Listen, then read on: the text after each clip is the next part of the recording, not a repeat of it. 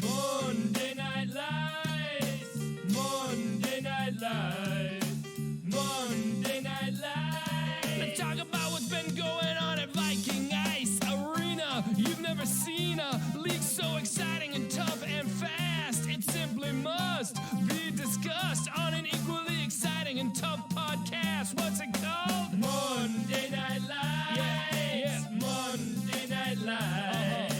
Monday Night Lights. What's been going down on the ice? Who are the leaders? Who are the failures? The Ducks, the Tigers, the Nordiques, the Whalers, the Seals, the Americans, the North Stars. Who's gonna stall? Who will go far and earn the keg? Who's gonna earn the keg? We'll find out in time. Give us a holler on the whoop line. Monday Nightly Podcast Hope you is didn't pay him. back. Brian Piercy here along with Jeremy Drager, Jeff Skillman. He's and over there. his All those team. names. I was gonna say you're having some big issues already. It It's happens. that hangover. He drank himself silly last night. I wish. No Yeah. spoilers. So We'll as get there. always, give us a call on the Whoop line, 714-75-WHOOP. Email the show podcast at mnlhl.com. Follow us on Twitch. Subscribe to us. Look at the YouTube channel at youtube.mnlhl.com. We did post a video today exclusive on YouTube. Coach Ty sent the Nordiques a fire up / strategy video. I heard with a fully animated picture too. The pictures were beautiful. They were very well drawn. I'm surprised. I hear Ty's reading at a 4th grade level now. Hey, he's learning. He's Learning is maturing. fundamental. Little by So, little. Skillman, how are you doing over there? I'm great. Fresh off a win. Didn't get that speech or whatever the hell you're talking about. I mean, I think it did wonders for you guys. You should tell your coach Ty thank you. But anyways, Exactly. like I said, we do have the Whoop line available, and we got another message. So I think we should get to that one real quick. It's from our old pal Billy Baloney, as always. So he gave us a call. I think it was Saturday. That could mean trouble, knowing Billy. So let's do a quick listen. Battery packs. Hi, it's your old pal Billy Baloney. I'm here to talk to you about Myco, which is short for mycology. It's less of a company and more of a drawer that some guy had in his bedroom that started growing fungus in it. You know, I'd like to talk to you about it, but it looks like the drapes are breathing. Hold on, let me close my eyes. Oh, it's still happening.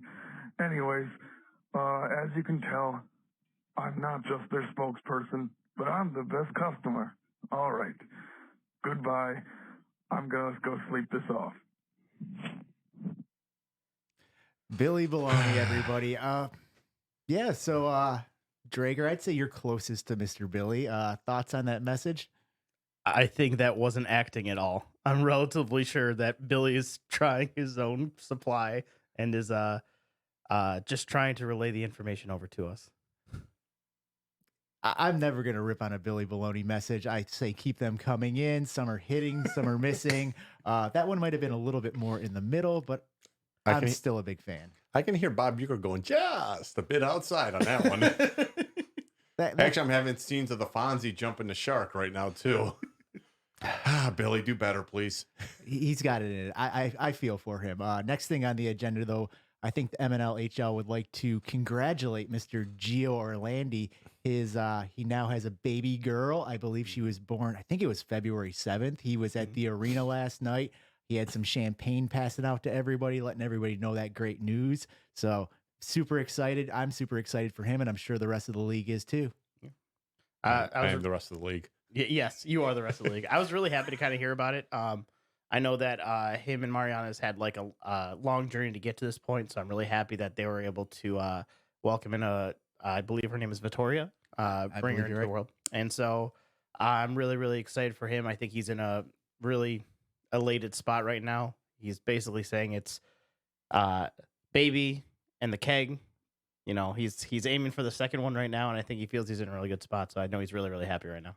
Yeah, I think that's great. I know he said it's kind of some life-changing stuff happened with his recent whatever his procedure he had done, having the heart baby ablation? girl. Yeah. Yeah, so all that's really cool. So super happy for him there. I thought you were gonna say life-changing event, and he has to clean shitty clothes now.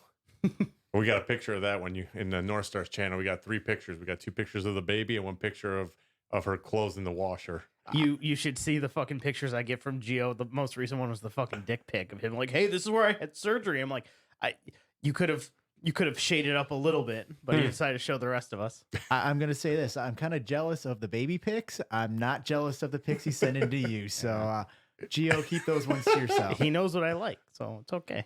That's A deek fair. at heart. What can I say? Next thing on the agenda is the Dickie Awards are coming as the season ends. My God, the hits keep on coming. Dick. So if you go to news.mnlhl, it gives you the list of the awards that are coming up. I think there's also a suggestion if you think of any possible new awards, make sure to get those in. Maybe a social media influencer of the year, podcast host of the year.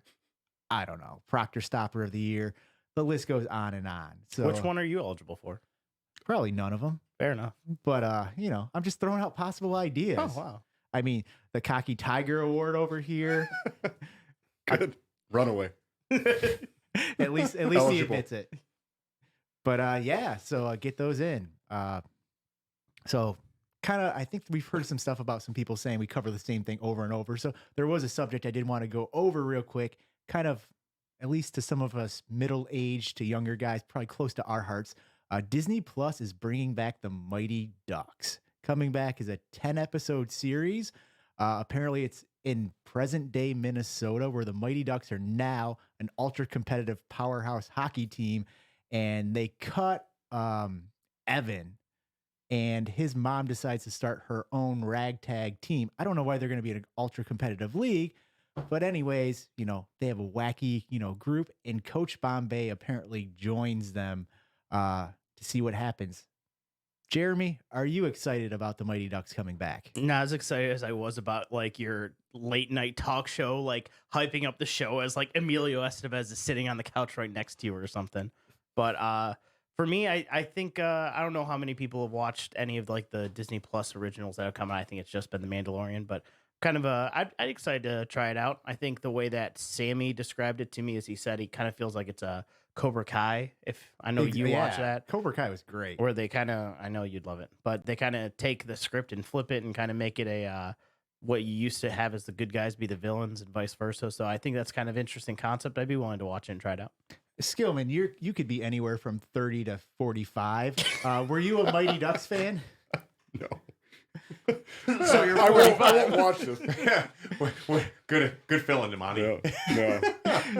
You didn't watch the Mighty Ducks at all growing I up. watched them, but God, it's been years. Yeah. And a lot of years. They don't hold up as well as you like to think. No, my kid wanted to watch the Mighty Ducks, my eldest, and we were watching the trailers. He was watching the trailers, and we were looking. My wife and I were looking at him and go, she goes, "What the fuck is with these movies? These are effing horrible." I'm like, "Yeah, pretty much." I go, "They're realistic, But- It's the bad news bears for what was that, the 90s? How many Early bad 90s? news beers have you had today?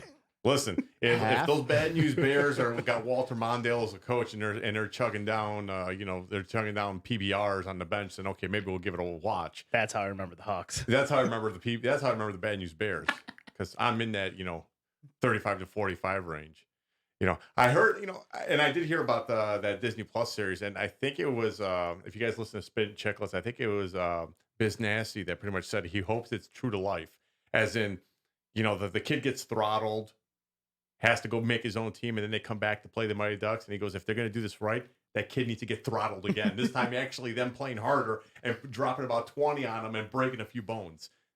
Yeah. Now that I'd watch. I think that'd be kind of funny because that's realistic TV right there. I experience that every Monday. I don't need to live I that. know. Yeah, that's the I thing. want I realism feel here. like Wednesday. I feel like it's a nostalgia type of thing for us, but I also feel like it's probably going to be based towards kids. So you'll watch one or two of them. It's almost like a Fuller House or a Girls Meets World type of thing, where you're like, oh, Boys Meets World. They grow up, and all of a sudden you turn it on, and you're like, oh, this is kind of based for little kids type of thing, and then you get disappointed. Mrs. Feeney instead of Mr. Feeney.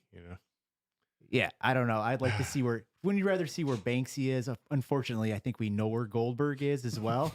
Prison. Maybe not. Dead. I mean, maybe you could been a recast that week. role. But yeah, I don't know. I'm kind of excited. Your number 2 for Drager. Anything good there? Well, this is a strawberry metaphor that Charles Mackey brought me yesterday, courtesy of Holmes. I don't know what that is, but it sounds good. So, last thing on the agenda before we kind of get to the games is, unfortunately, it sounds like Judge has now broken his collarbone and is going to be out for 3 months. No golf, no shooting, no hockey. So, not a fun thing. He was there last night for the Nordiques game. How was his spirit? I think it was in a pretty good spot. He was still, he was kind of in that stage of like, yo, man, I'm ready to play spring. Sign me up, and I'll, miss the first month and a half, but I'll be there. I was like, so you're gonna play like the playoffs? And he's just like, yeah. And I'm like, that doesn't sound like a good idea. But The Meds were doing good. they were doing great. Yeah. So we talked him a little bit off of that edge and say like, hey, like, table it for spring. I've made that same decision. I'm not going to play in spring. I had a long, strong conversation with Dr. Suits, and he basically told me, he's like, you feel like you're good right now. Trust me, you're not as good as you think you are. So similar thing with me and Judge. Take spring off, and then, if you have the opportunity or feeling actually good at the time, you can look to potentially sub to get those skates in and kind of ramp yourself up. But in terms of how he was feeling last night, he felt, pretty good. He was, excited to kind of still be out there. His dad still came out. They still had a good time. I mean, it does kind of suck. I think he's upset at the fact that he couldn't be out there, and he made that really clear. He's like, I wish I could be playing right now. But I've felt it all season. So there's nothing worse than watching as your like team is trying to do what they can without you. So, And was that an Admirals game that he got hurt? yes, it was. So, Mr. Skillman, as an Admiral, were you there and As witnessed the what GM happened? of the I Admirals. was there Did as you a hack 'em? witness. Did you hack 'em? Was it me? No, I was on the bench at the time. Just incidental contact on those center ice boards, and he just fell weird. Incidental contact between his neck and my fucking stick. I wasn't there. Yeah, I mean, I felt bad, obviously. on our team. It sounds like from everything I heard, there was no dirty play. It was No. just one of those weird freak things, and it's not fun.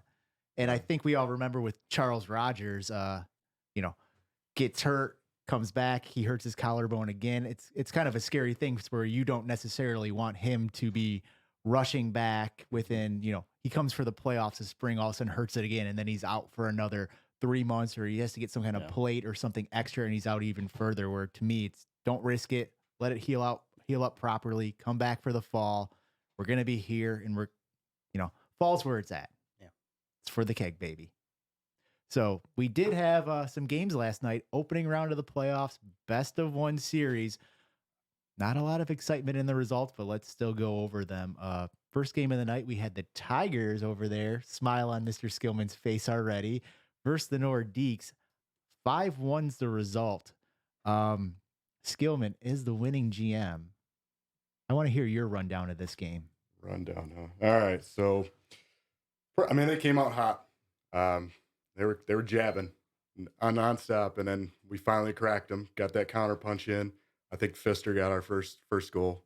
Does his Pfister things, and then same thing. They came down. They're putting pressure on us. I chip a puck to Taylor. He takes it down. Roof's cone for 2, and then I think our third one came off of Charles banging one off the post, and then Ben putting home the rebound. And snap your fingers, it's 3-0 end of first. And at that point, it's kind of, I think we basically have ended the game at that point. Second, nothing happened. Just even play back and forth. And then entering the third, they finally cracked us. Little sloppy goal. Drago get it? I think Kimmel. that was Kimmel. Kimmel? got Okay, it. so there were 2 guys that slipped through Drago the got the crease. assist. Kimmel was the one who It finished hit it. off both posts. Kimmel banged that in. And then we had a late goal by Ben to Shep in the slot. And then some weird empty net rule. I don't know what happened on that, but goal was given to Charles. Yeah, strangely, They Charles just was the stopped. one who was selected. I He support was that already for in the locker record. taking I don't know off what his, happened. skates, I have but no he got idea the what goal. happened. But they stopped the play in the middle. They just awarded the goal. Pfister had it on his stick, gave it to Charles. Yeah. I don't know what was it because Combe wasn't off the ice. What did they do there? I think it was a weird situation, and so there was 2 minutes left, maybe 2.5, and then we got possession in the Tiger zone, and then it's I don't care if it's 3-1, 4-1, 8-1, or 1-1. It's like you're playing to try and win in well, not 1-1, but you're playing to try and get back in it. So I motioned to pull Cone. Cone's coming to the bench.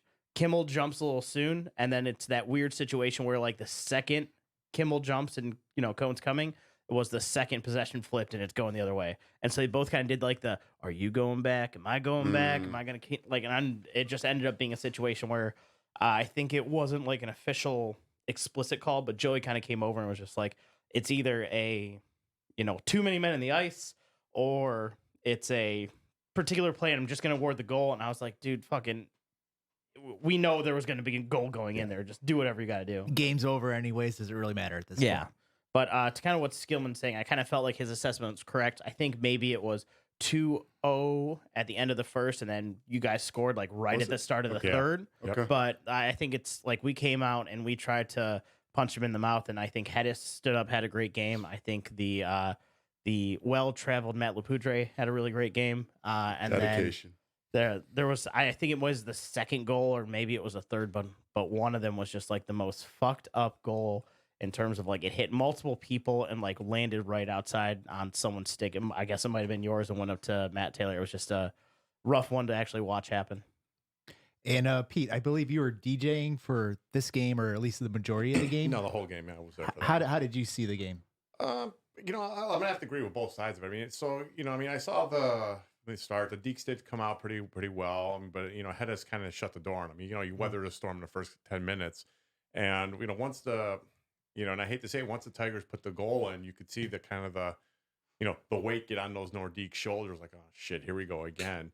And once the second went in, then now you're in that position where it's like now you're no longer playing a structured game. Now it's like, okay, we're down 2-0. It's almost the end of the first. Now we have 2 periods to win the game. There is no tie take. You got to win the game at this point. So, and then once they went down 3-0, that's, as Skillman said, game over. I think. Hindsight 2020, I think the switching of the lines probably should have happened a lot sooner. Right when that game went 2-0, the switching of the lines probably should have happened, because I did see a little bit of an advantage to the Deeks once they got rid of Fem and Kimmel and put Fem with I forgot who you had him with. You got him with right. Was it Drago? Mm-hmm. I can't remember who you switched, but you put Kimmel. You put Kimmel at center, and you had Fem at center. You had it was Kimmel with Rattler. Kimmel with Rattler. That's what it was. So once you put those two together, I did see a difference in the game for you. You were able to get that goal, bring it to 3-1. But then again, you're trying to drive. You're trying to get that time. You're trying to bring it in within 1. You're playing a little looser. You're not. Your defensive responsibilities aren't what they are, because you got to push that. You got to get that puck down there and try to score. And you give up the 4th one, and that's pretty much it. That's all she wrote. So one of the things that we have with the podcast is you earn points when you're watching live, and you can use those points for certain things. And one of them is you can mute people. Looks Funny like you say that about when I'm talking. He should have interrupted you.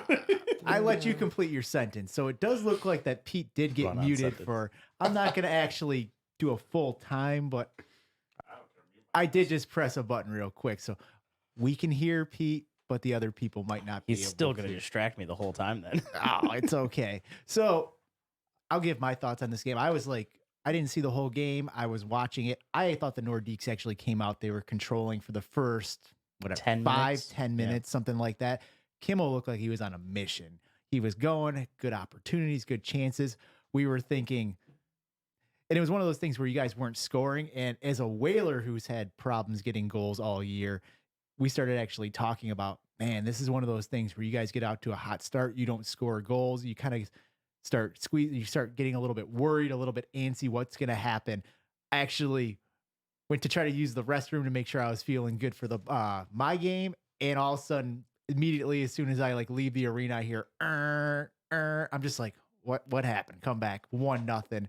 I think I walked back to our locker again. 2-0.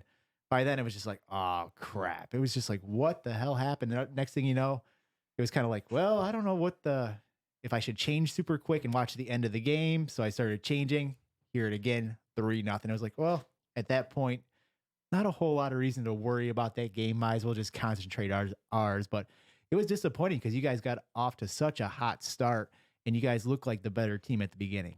Well, that's the thing. Like, it wasn't, to kind of what you were saying. It wasn't we were rolling at them hard and trying our hardest, and we weren't scoring. Like, on the bench, the mentality isn't like a, hey, we're getting all these chances, we're not scoring. It's a, hey, we're getting opportunities, we have possession, we're doing well. The deflation doesn't happen until the Tigers come in and score one off of, like, we've had 10 chances.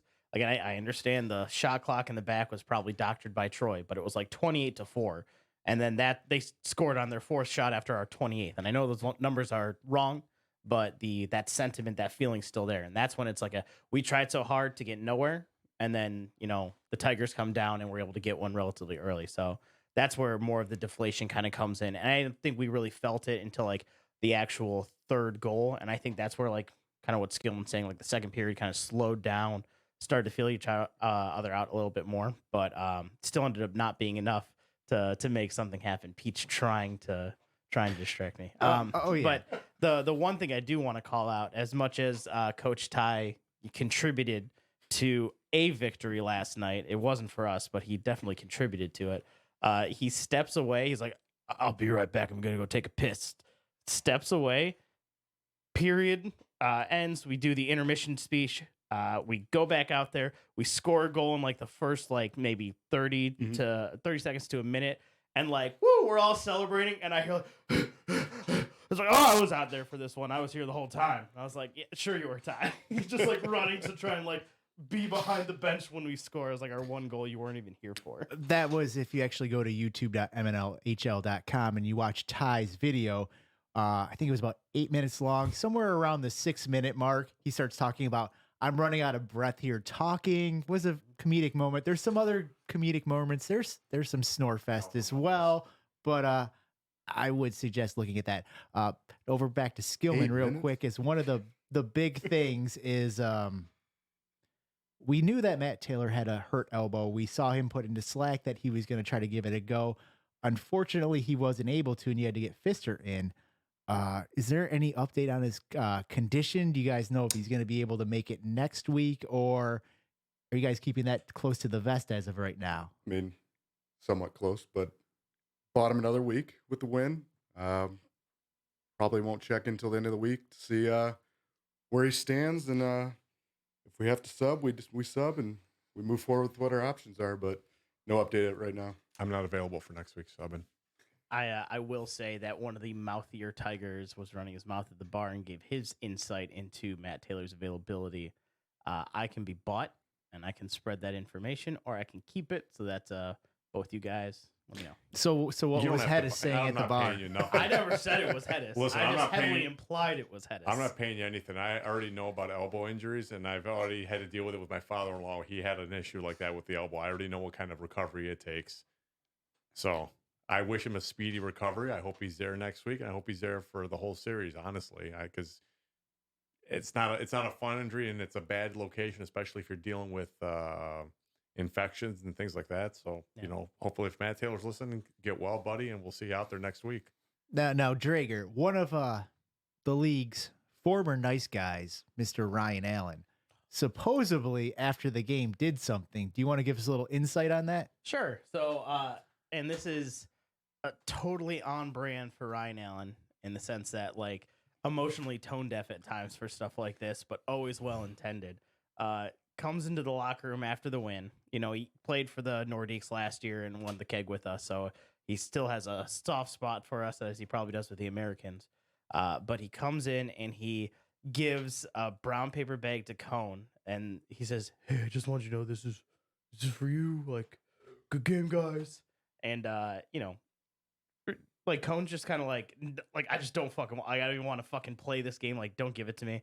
So he gives it to him, and like, he pulls it out, and it's a bottle of Jack and a toothbrush, which is a reference to a Kesha song, the wrong Kesha song, but a Kesha song nonetheless.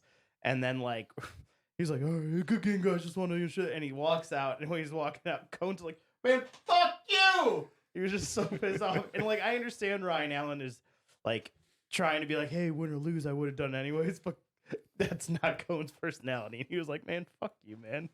So, Skillman, how caught up are you on Kesha?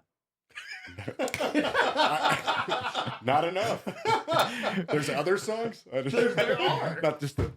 That one or whatever Yeah. you guys do. Were you aware of what Ryan Allen was going to He pull he last pulled night? it out. Well, he told me he had a did. present for him, and then he pulled it out and he went to the other locker room. You know what? That was a little I like the new evil Dynamite side, dropping, dark mommy. side of Ryan Allen. I hanging feel around like me he too knew what much, was I going guess. on. I feel like he knew what he was doing there, and he wanted to say, look what you guys are without me now. I made him. Yeah, sometimes the student surpasses the teacher. Exactly. So let's move on to the next game real quick. If you want to call this a game. Now you can mute me. I haven't seen this one. Now let's hear about this game. So it was the Woof. Americans versus the Whalers, 4-0. Americans with the win. I will say that the game wasn't as close as the score indicates. Going into the game, I looked at it. We were the Americans were 3-0 versus us. They beat us pretty good the first time, but the last two games went into overtime, really close games. I felt good about going into this game, kind of how our lineup was, how we were settling. First shift, Proctor gets a goal. I think it was a slap shot from the point. Rebound comes up. He puts it home. Not even on the ice yet. I think the second shift, Proctor was out there, scores again. They were up 3-0 within the first 8 to 10 minutes. So it's one of those things with the Whalers. Obviously, our goal total wasn't the highest this year. It seems like it should have been a lot higher with the talent on our team, but it's just going down within that first minute and a half, 2 minutes. It was like, oh, crap, we need to get this back. Within the first 3-4 minutes, they get another one. It was like, ooh, we're in trouble. 3 minutes, 3 goals in, 9 minutes, whatever it was. It was just like, we're in fucking trouble there. It just totally screwed up our game. I'm sure people can relate to that, where last week we played them the same way. We had nice passes across. We were feeding into the neutral zone. We were having good breakout passes. All of a sudden, our full game plan just totally changes, where we're forcing the puck up. We're going deep. We're taking shots we shouldn't take. Our just game plan totally went to hell. So it was, I would say it's not a fun time. Yeah. And it was the situation where like the Deeks are in the locker room licking their wounds. And then we're like, shit, there's a game going on. We hear the horn go off, like, oh, go see who scored. See, it's up 1-0. And I peek my head out and it's 3-0. I'm like, who just scored? And they're like, the Americans. Proctor did. I was like, who scored the first two? They're like, the Americans. Proctor did. I'm like, ooh. And I just closed that door and I just gonna be like, yeah, Proctor just got a natural hat trick to start off the game. And they're like, just another game. And I was just like, yeah. So it was very, very surprising how quickly that game got out of hand. I think to what like Piercy's saying, like our game I felt was closer than the 5-1 score it was. That one felt like it was kind of what you said. It was much worse than the 4-1 score actually made, or 4-0 score made it sound. Just because like I feel kind of what you were saying, like once you kind of have that skate on your throat, it's like shit kind of went south. Yeah. Yeah, they then, in the second period, they got another goal, which it was what it was. It was kind of out, but probably halfway between blue line and the goal that Sips put home. But it just, it was one of those things where it was almost a semi-good thing where you could kind of go through those emotions of a loss during the game, where instead of after the game or near the end of the game, because I feel like in the third period, things could have got a lot more out of hand if we wouldn't have had that whole emotional breakdown through that, which kind of comes down to the next thing. Woods and Cam kind of had an incident. I don't know if either of you guys saw it. Every single person that I was standing next to was kind of following the player, like kind of doing their own thing. And then they all heard like a loud commotion and then looked over that way. And all we saw was the aftermath of it, which obviously most of the stuff that happened is, I guess the only true people who know are Cam and Wood, and they talked about it plenty at the bar afterwards. But like, sounds like a vague account. Sounds like Cam got a little bit of a spear, like a butt end of a stick or something like that from somebody. I think the Americans thought it was his own defenseman. Cam assumed that it was Woods. I'm not going to know who it was. And then Cam took the liberty of caressing Woods' nether region with a Brian stick. And then after that, Wood turned around and gave him a good licking with the stick. So it sounds like they kind of got into each other. They were able to talk about it afterwards, so it wasn't as bad. But I think for the most part is emotions are going to run high, and I think the second anything happens, whether it's your own team and you don't realize it or the other team, like you're going to get pissed, especially with it's a goalie that got shelled pretty good early on, not getting run support from his team to even have a chance to try and say, hey, I can try and pull this back for us, and then anything kind of happens, emotions are going to run high. But the second we're throwing sticks and dicks, it's already a problem. It's definitely a hard thing to, because like one of the things I was thinking about in the third period is, you're mad, you're upset, you're not happy about the result, but at that point you're down 4-0. It's kind of, what are you going to do? It's in my head, it was like, don't do anything stupid. Don't let things get out of hand. I didn't actually see the play. From what I gathered from Cam in the locker room, he said that he got a stick kind of to him, kind of I don't know if it was a javelin, whatever it was. And then he, what did you call it earlier? I called it a butt end. Maybe a butt end. That's probably a better word. Javelin, one of those. Spear, javelin, it's all. Brick had to try it. Brick killed a guy. Once you might want to lay low for a while. Yeah, he said he got that. He said Cam came into him. He said, yeah, so I gave him a nut shot. And then he said Woods gave him an elbow back. Woods, I heard, claim that he's like, I was like 2 or 3 feet away from him. So he claims he was way far away. Obviously, Cam's my goalie. I'm going to buy his story on this one. Another reason I'm going to buy Cam's story on this one is after the incident happened, an unnamed American was skating by the bench. And I'm going to quote, because I remembered to write this down after the game. I'm fucking embarrassed to have that guy on my team. The guy, when he's skating by, said about his Mr. Woods. So when your own teammate saying that about a player, it does not make me buy one person's story over the other. Any thoughts on that, Pete? Well, I didn't see any of it. I mean, I've had my little run-ins with Wood throughout the year, but but the way I played it, I purposely try to piss him off because I have fun with it. Between him complaining about my face-off skills that I'm always cheating, I'm like, yeah, and or he gave me a 2-hander a couple weeks ago, which whatever, didn't I just I yelled at the ref for not calling a penalty. Then he apologized, man. I don't give a shit. It's just a slash against the wrist. Mine don't break, others do. Proctor, but but no, I mean, it's and it's kind of what was going on with our game, our scrimmage. I mean, there's no need for that kind of bullshit. I mean, especially if the game's out of hand, you don't need to go in as the team in the lead. You don't need to cause anything because you got the game in hand. I mean, I could see it if the roles reverse and Wood's on the Whalers and something like that happens. I could see it happen because you guys are losing. You got the emotions higher. Some stupid shit happens, but there's no need for that. Honestly, there's really no need for it. Now, I didn't see it. I'm only going on hearsay, but no need to cause anything when you're winning. Yeah, and I would imagine, Skillman, you're probably going to, unless it's really bad, you're probably going to back up your own teammate in a situation like that. I don't know. If I'm the unnamed person and I'm seeing it a different way, maybe not.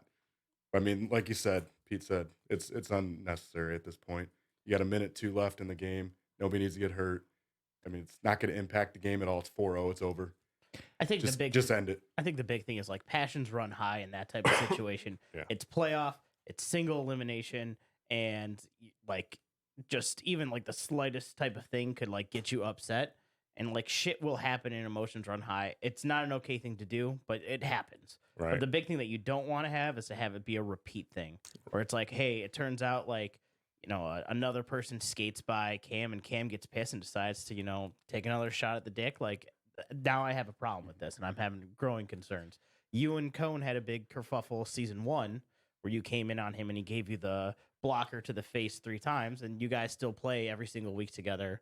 You've been on same team. Like, life goes on. You're able to survive without it. The problem is, and for the record, when he was doing that, I just took it because it's like, it's a goalie. Take it. Don't get into fights with goalies. Don't get into fights in their pads general. are heavier. They'll squish you. Cone's a big guy too. Let's face facts there. I don't really want to mess with him there, but totally agree. It's a situation there. Game's late. Yeah. I forget if it was before or after. There was one time where me and Manny were in front of the net. It was kind of like, I don't want to like cross check him or push him or anything like that to get out of the way, but I kind of stepped into a position. he was pretty cool about it, like knowing like I'm not gonna fight for a position. We were both kind of like standing there, it's kind of like game's over. Let's not do anything dumb. Let's be safe. It's the reason why before the game, Ben ran the defibrillation / kind of CPR thing for the He league knew.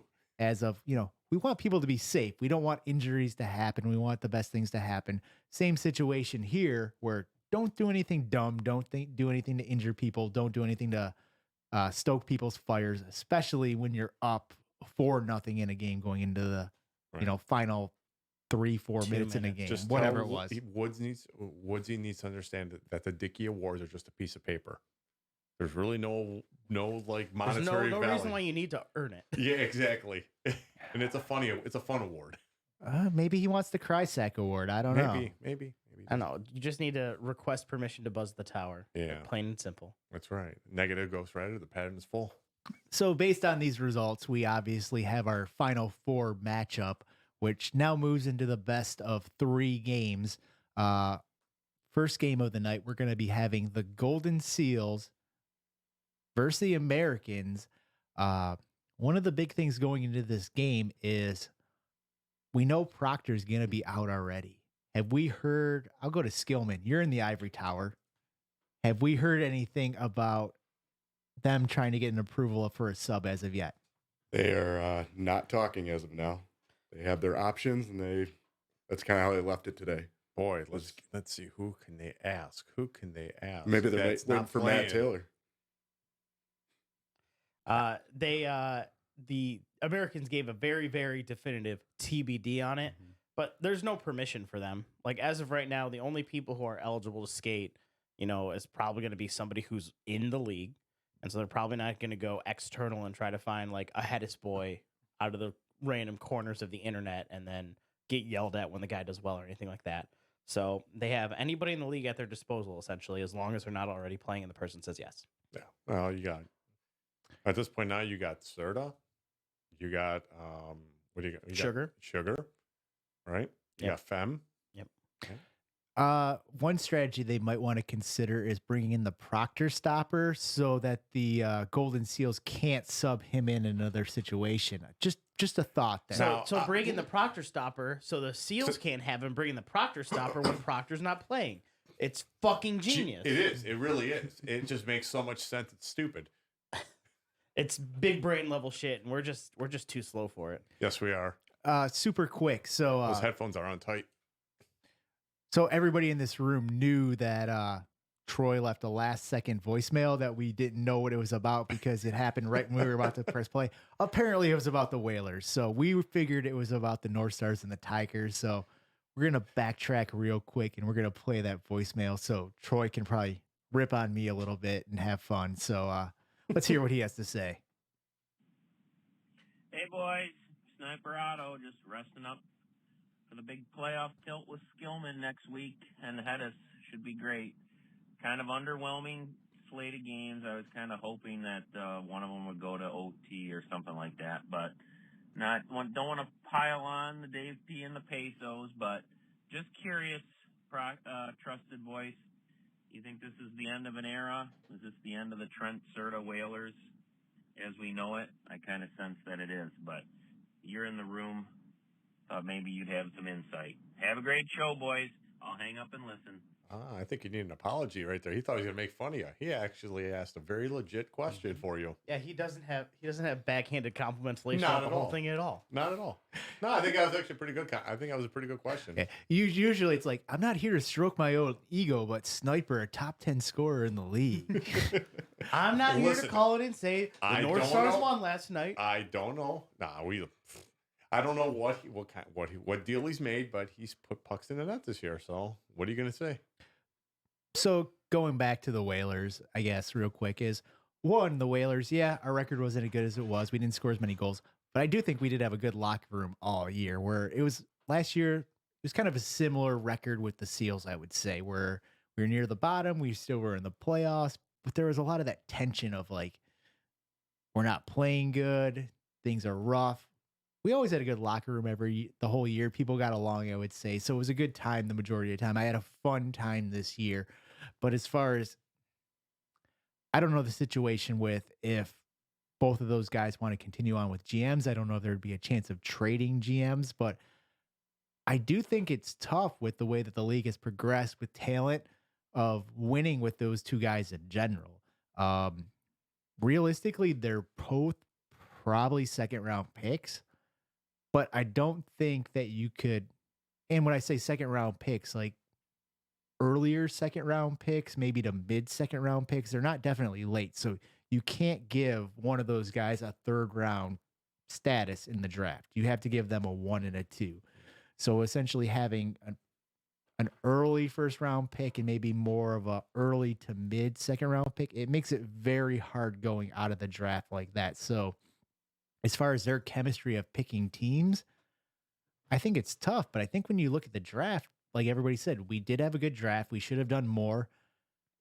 It was just hard for me to put like what our lineup was, what was the right lineup to make us win in these situations. It seemed like we tried a bunch of different lineups.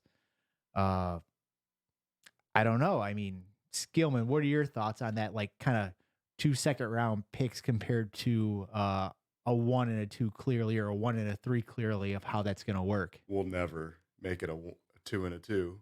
I mean, that's you can't. they Like I understand said, it. you can't do a 2-3 with those guys. They want to do a 2-3, which is, we all don't agree with those rankings at all. I mean, Trent as a 3 is absolute steal. So Yep. it will never happen. I think it needs to be blown up. It'll help them. If you get a bender with one of the top guys, just give them better options drafting. I mean, they're stuck with those 2 top guys every year.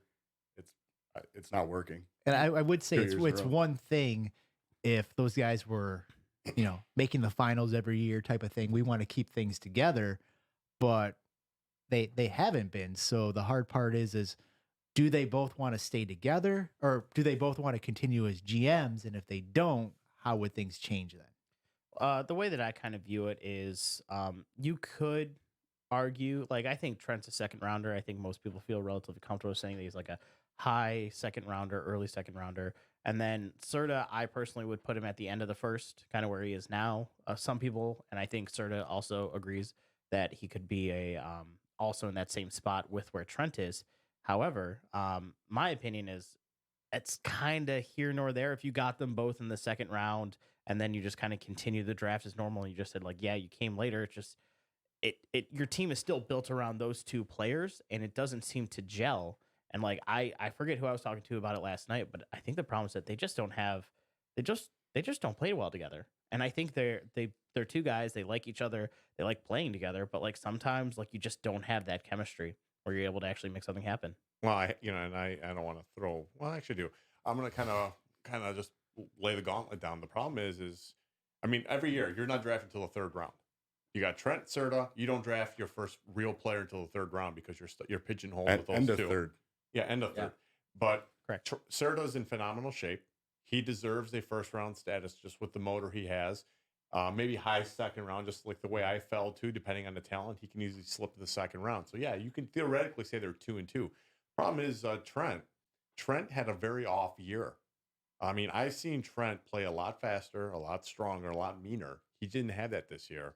And I don't know if it's him getting older, I just don't care anymore, or is that What is he, like 26? No, but I mean, yeah, but again, you'd be surprised in your late 20s, early 30s. I mean, you're 40 now. You look at you're slow as hell now.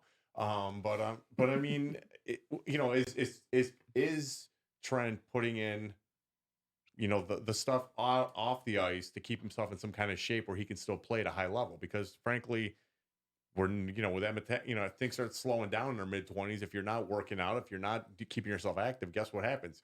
You're shit on the ice, and it starts showing. So yeah, Trent is a second rounder, but is he holding second round status? I mean, when you think about everybody else has been in the second round, how they're playing, is Trent playing at that same level? He should be a second rounder by all means. Is he playing at that level though?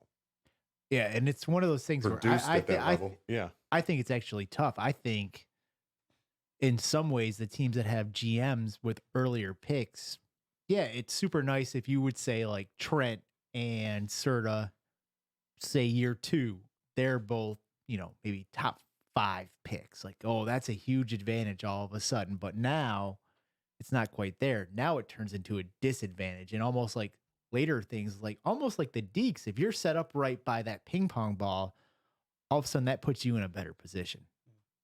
So Yeah, and like it can happen, like because this is just kind of me speaking anecdotally, but this is the second year out of 4 where the Deeks had the last pick of like right at the curve. So we had 6 and 7, and then this past year we had 7 and 8, and it's challenging to do that in my opinion. Like I can understand people might like that, like especially in like fantasy football and stuff, but I think actually I'd prefer to not have that position.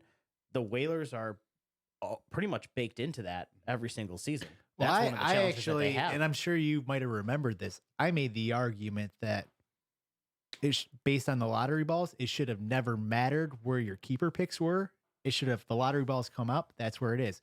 Because realistically, you could make the argument of, does it really matter if maybe by subbing statuses it would, but if the Whalers got the number 1 pick, and you say Sturda's there, Trent's the last pick of the second round. Well, now they get the first pick of the third round. That's going to help them out. Maybe that's an advantage there. Maybe that helps them out. For subbing, there could be some issues there. I don't think that's the end of the world, but getting that like first pick in the third round could be better. So my argument there is you should essentially assign a draft pick to the keepers or the GMs beforehand, let the ping pong balls fall where they are, and just deal with it.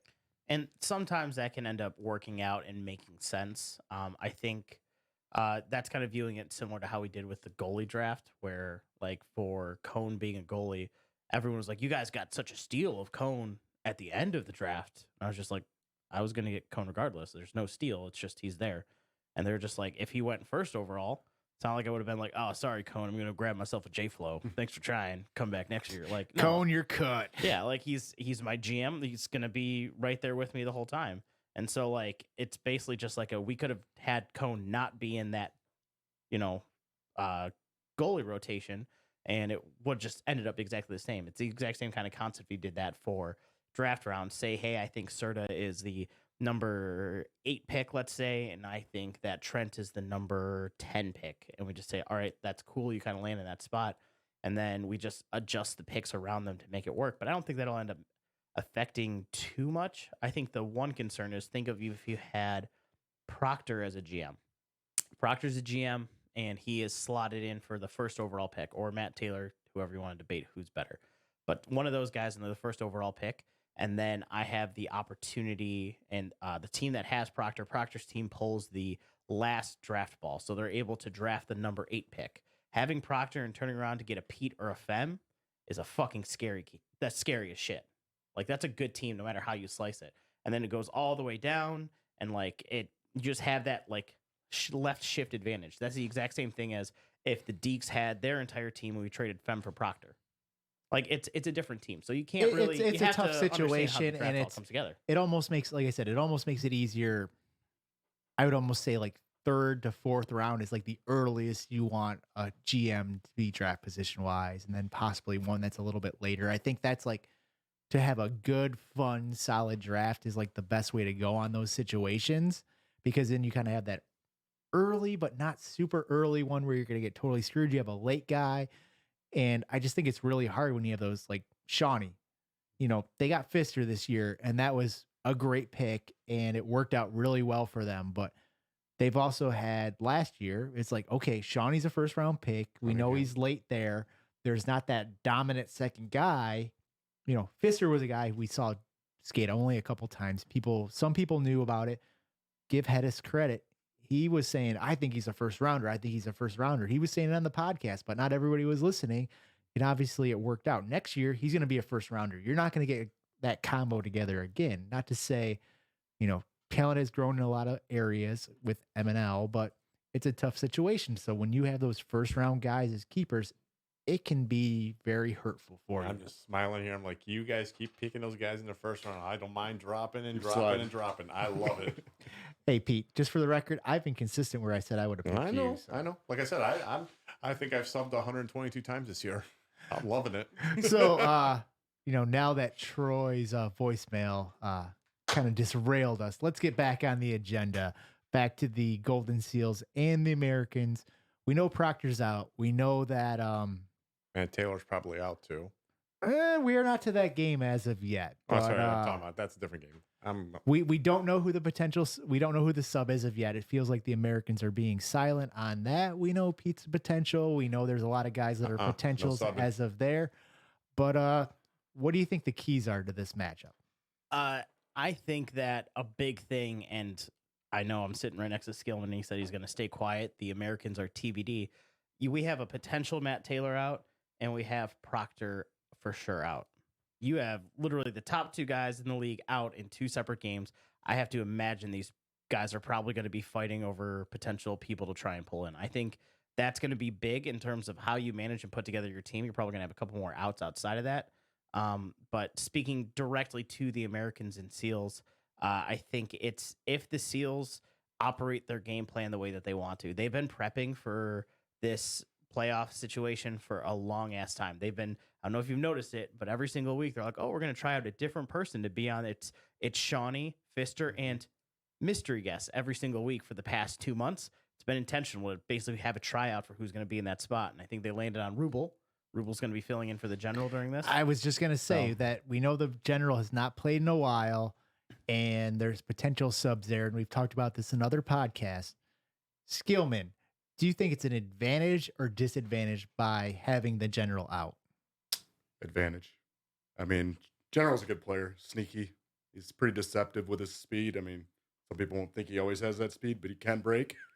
But man, he's got that nasty backhand. He can score. But I think he doesn't have that endurance. And if you put a Rubel in, it just doesn't stop.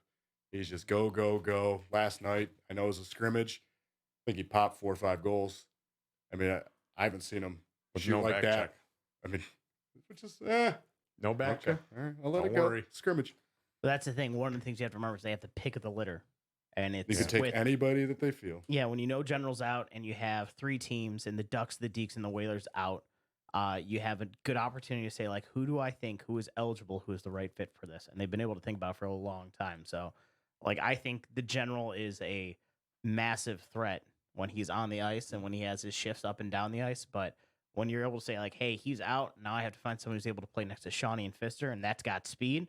I can add more speed, sure. Like when they had Edge against us, Edge played a fucking great game against us on that line with him. So if they're able to tinker and do whatever they want, get a call up that works for them, it's going to help them. Yeah. So let's just talk. We know Proctor's out for game 1, assuming he's in for game 2 and 3. Golden Seals, the Americans. Pete, who do you think's going to win this series? Who's going to win the series? Well, if you go by strictly on paper, you think the Seals are going to win it easily, but I don't know. I mean, Proctor's already laid down a gauntlet and said, "I'm just going to throw 3 goals on you in under 5 minutes." So I think Flow's playing pretty well. I think the Americans are going to take the Seals. I know Whoop is going to be going off the handle right. I was like, but we did so well. We did so well yesterday. We scored 12 goals. I've been watching the Seals very carefully. I watched them very carefully last night since they were very smart in keeping their full lines together and playing their full lines as hard as they could yesterday.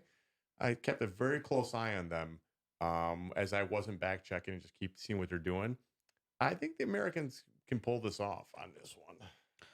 One thing that I kind of want to point out too, and I'm not going to count out the Seals at all, but the Whoop Stradamus running his mouth in Slack, basically being like, Proctor doesn't have it. This is the time where Proctor's going to lose. And then Proctor comes in and takes control of the game really quickly. I know, Whoop's probably rooting for the upset just in general, but I think he's sleeping a little bit on Proctor, and Proctor's exactly where, if you've ever played any season with Proctor, you know for a fact that he does not like coming in first place. He likes to come in at like a second, a third, and then turn it on. He's begging us to lose last year. Lose some games. Let them jump over us. I don't want to go in with a target on our backs. And this season, he doesn't have that. It's the exact same situation with the Americans from season 3, or season 2, where they were in 3rd place and came in and were able to go the distance and then take down the Seals in 2. So it's where he wants to be. So you have the Americans winning in 2? I didn't say that. No, I'm talking about history. If you So read the books. since you were going, what's your actual prediction? So my prediction is I think it's going to 3, personally.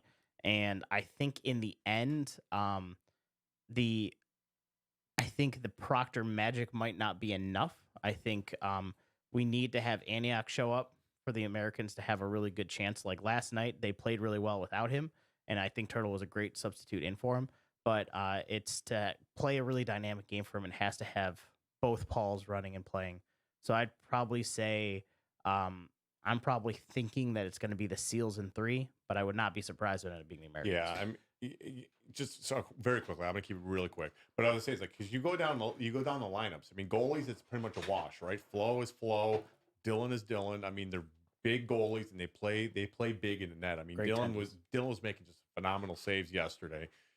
You look at the defense. I don't know if I might give the edge to the Americans on the defensive side, especially with Star and Edge back there. A lot nastier defensemen than what the Seals have. And just case in point with what we played them, I mean, we had a lot between the two games the North Stars played.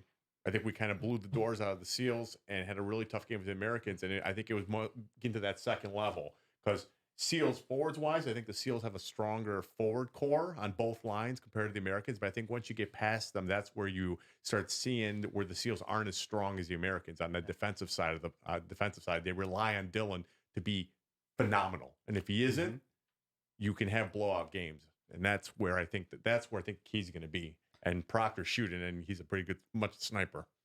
We're coming over to you in a second, Skillman, but first I just wanted to say, man, I really hope the North Stars draft me next year, Troy.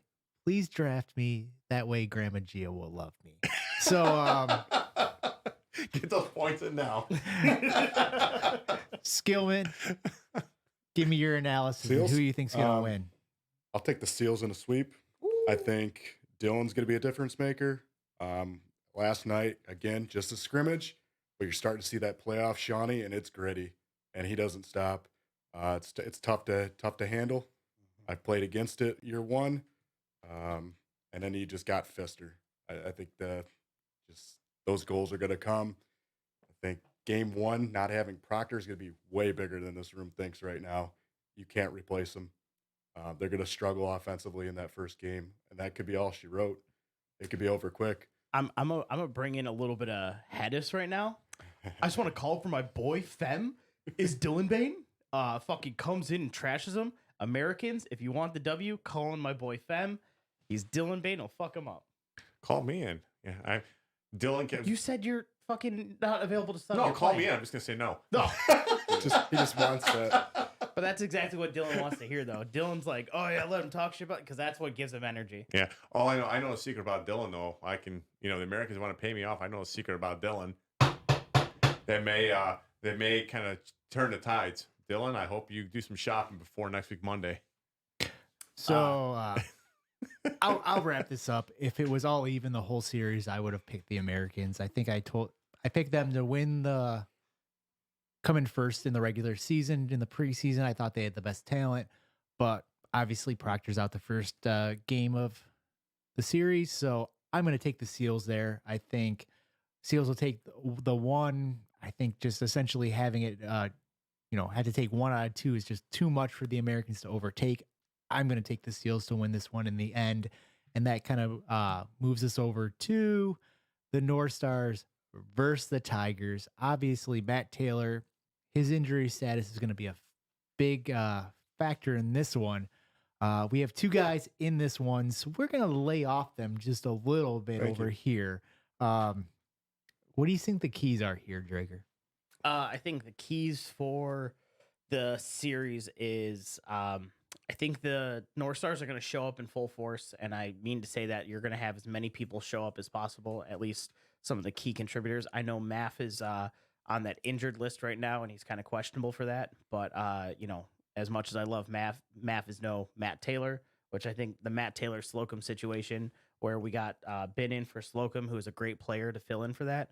But just kind of those questions, that chemistry that's kind of shifted up on that top grouping of guys might be a challenge. So right now I'm leaning towards the North Stars taking it. I think I won't discount the Tigers at all, just because as we saw last night, they can take control of a game really quickly and make shit happen on will. But the North Stars aren't the Nordiques. So it's a little bit different.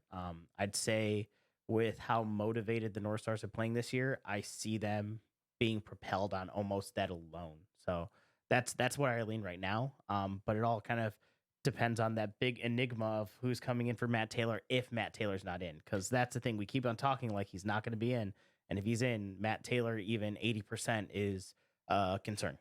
Have we heard anything about the Suits versus Hollywood? Yes, that's official. We know it's official. Go ahead. So Suits pretty much pulled himself out of the playoffs. He put it on our North Stars channel. Pretty much said, "Look, I've played 2 games. I'm not 100% comfortable on the hip yet. If I would have came back at least 4 some weeks earlier, I think that's kind of what he said. If I came in a little bit earlier, I could have had more games on the hip and really give it a go." But he goes, he's not comfortable. He's not confident that he can play the playoffs on his hip right now. And he says it's not fair to the team if I go out there and I can't, I get myself hurt again. So for the playoffs, we will have Doc Hollywood in for the whole set, which is which is, as we've got to talk on a podcast, right? It's your yin and yang type deal. It's a little bit different player, but still kind of the same player. It's a shame because Suits did pay for the league the whole year, and we would like to see Suits out there because that's who started it. But again, he himself said, "I just can't do it. I don't feel comfortable doing it." And he's a medical professional. He knows his limits pretty well. So you got to respect the decision to be able to say like, "Hey, I'm going to sit out." Him and I had a long discussion about like not trying to overdo it, and he kind of mentioned that he's like, I'd do it if I could. He's like, but I know I wouldn't be doing myself the service, and I'd be doing the North Stars. And this is not auto influence. I know that's gonna be the next question. It is not auto influenced. No, I mean, Stay home. realistically, that's a tough thing because there's a situation where obviously you probably want to play. Yeah. But it's also a situation where, especially with him, he's a doctor. He knows what can happen. Is it worth playing a couple different games to then set yourself back and then to miss another 3-4 months? So I get it. What are you doing over there? Just pointing at the fact that the Wings won. I know they came back from 3-0. It's a shame. Yeah, we don't want them winning. No, we do not. Don't worry. Dumbasses. It'll take a lot for them to be able to get out of that last spot place. Keep talking. Well, yeah, you don't want to do anything dumb. It's kind of like we were talking about earlier with Judge, coming back. Oh, I can play during the spring. You just have a collarbone. You think it's been healed, but it's maybe not 100% fully healed back to where you want it to be. And then you re-hurt yourself and then you're out for half the fall season. So I'm glad that he's being smart. My situation, I felt like Hollywood was a harder player to defend, but I feel like for a Bender, that might be the case because he's more east-west kind of guy compared to a north-south guy, but that's just where my weaknesses are as a player. So yeah, I describe it as I think Suits is the harder player to defend, but Doc makes the team better.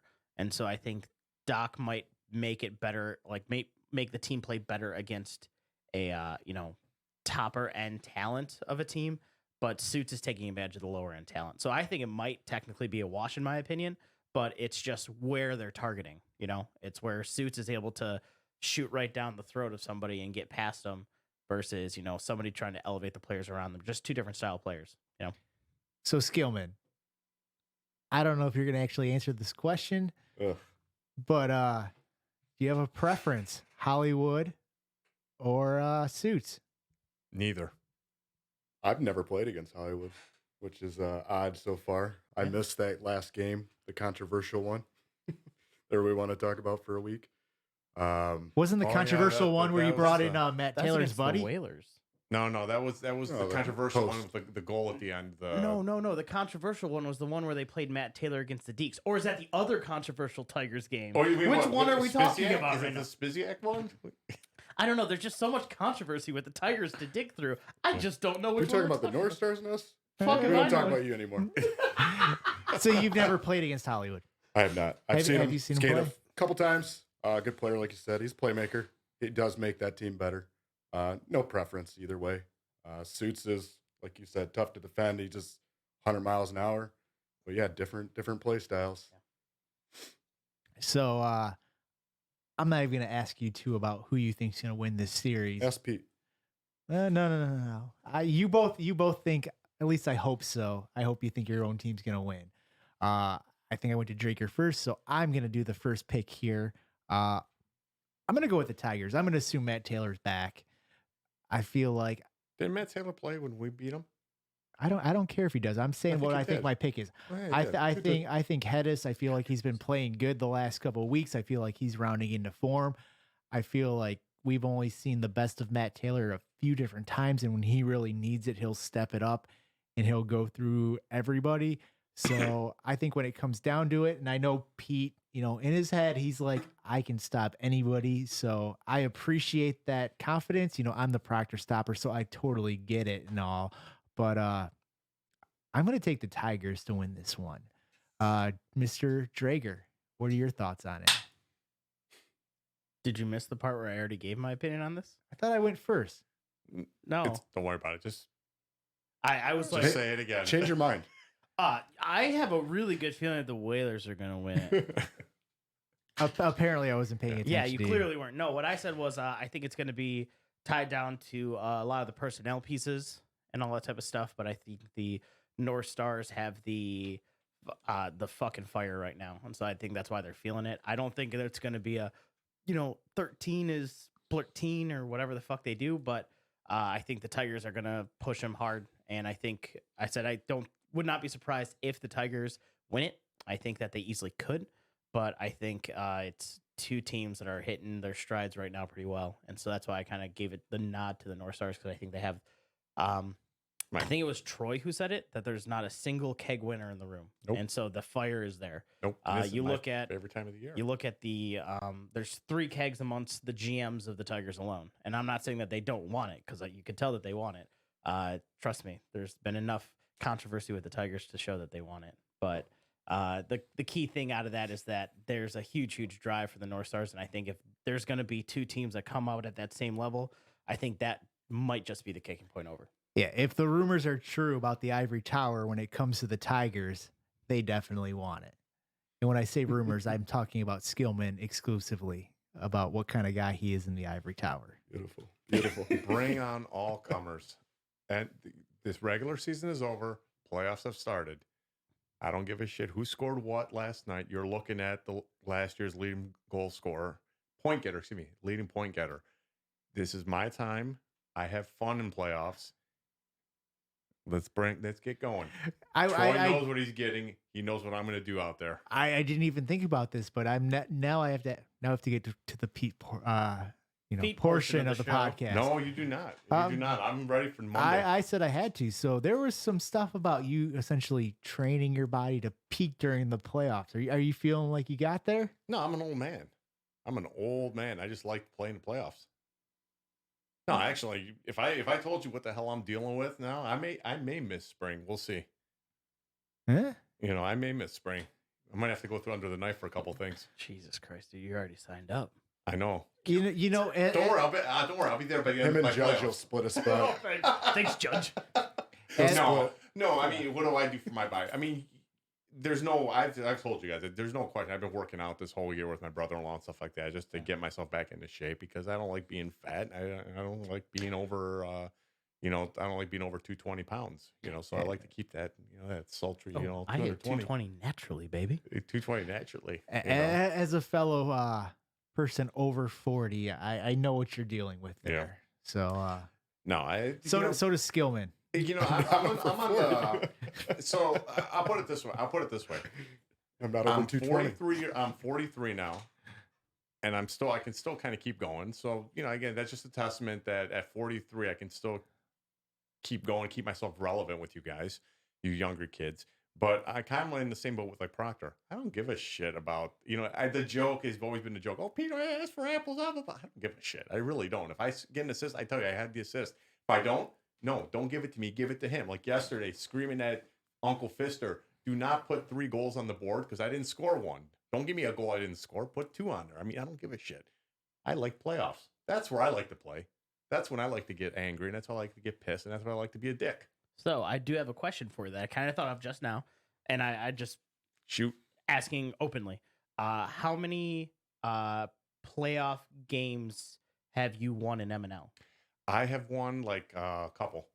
I've won a couple. I haven't won a lot. Okay. And the reason we haven't won a lot was because I think we won with the Ducks, right? Let me see if I think. With the North Stars, I don't remember the first year. I can't remember if it was just single game elimination. I can't remember what it was, or it was 3-game elimination. We beat the Whalers once. We lost to the Whalers twice. Right? That's the one that Otto always says, I had the game-winning, I had the game winner on my stick in regulation, but then couldn't score. And then with the next 2 years with the Ducks, I don't remember if we got swept that series or Americans won a game. Americans. Those were all sweeps. But I remember it wasn't not the third year. I thought year two. Year two was sweep. And then year three, I three, think we won a game with the North Stars. Yes. And then we lost the other 2 games. But I think, if I remember correctly, though, too, with I can't remember if we were missing somebody in our first game or if we were running shorthanded in one of those series, like somebody wasn't there or something like that. Yeah. But yeah, I haven't won a lot of games, but in the same sense, though, too, it's like I said last year. Last year I played 3 games less than everybody, and I ended up with the point lead. Yeah. So I mean, it's just a matter of I feel this team's a much better team that I play, and I know Busted put a couple good teams together, but. And the last year, you guys beat the Americans in the wild card game. I do remember that, and you guys put a beat down on them in that game. That's what it was. That was 5-0. We put the beat down on the Americans, and then we came in a little too cocky in ourselves that we could do a little bit more. Cocky pistol. Yeah, no, not so much that, but I mean, the North Stars. The North Stars were actually one of the better teams last year. They actually were running very well at that point, right? I think they kind of limped in, but I think they kind of right at the last couple of games they started playing a lot better hockey. And when we met them, it was like I think the first game we won or we did well in the first game, and then after that, they put the Desert Swarm, and they were just focusing on me, and there was no secondary. The secondary help wasn't there, and it wasn't like I didn't do nothing. I still had a couple of assists. I still had like several shots on net, but we couldn't put the puck in the fucking net at that point. Who was their goalie? Was it Z? Yeah. Who was their goalie last year? Z. Yeah. I mean, he just shut the door on everybody, and it's like go figure. Yeah, I think the Final Four is obviously a pretty good matchup. I don't think there's any gimmies on either side of the road. I'm looking forward to it. A few other shout outs. If you haven't started following the Instagram account of, I think it's MNL_hockey, activity has increased a lot there. A lot of good content there. Also, the podcast now has their own Instagram account as well at Benders and Brews as well. Posting a lot of stuff, kind of getting that following up as well. Follow both of those. Call the Whoop line 714-75-WHOOP. Email the show. Follow, subscribe to Twitch, YouTube, .mnlhl.com. Anybody have anything else before we leave? Yes, Hedis, I look forward to seeing you on Monday. You're my favorite goalie. Hedis. No, that's Hedis himself. He told me that. He says I'm his favorite goalie because I've scored all my goals against him. Anybody else? I don't have anything. Do you have any closing thoughts? Do you have like an obit for the Whalers or the Nordiques? What we kind of talked about like the teams that excelled. We didn't really talk about and I don't want to dwell on this long at all, but about the teams that just didn't end up making it.